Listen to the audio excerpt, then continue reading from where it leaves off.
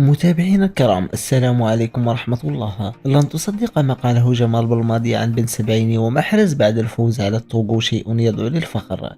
ولكن قبل أن نبدأ لا تنسى الإعجاب بالفيديو والاشتراك بالقناة حتى تصلك جميع الأخبار. شكرا لكم جزيل الشكر.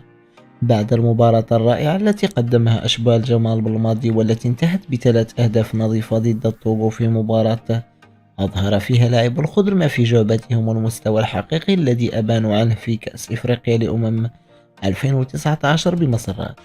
تحدثت وسائل الإعلام عن الأمر مبدية إعجابها التام بالمستوى الرائع الذي قدموه، فخرج جمال بالماضي عن صمته حيث قال: قدمنا مباراة رائعة، أتمنى أن نكمل على نفس النهج، تنتظرنا مباراة قوية ولا بد أن نحضر لها بشكل جيد. ما رأيكم بما قاله جمال بالماضي؟ أجيبونا في التعليقات، وشكرا لكم جزيل الشكر.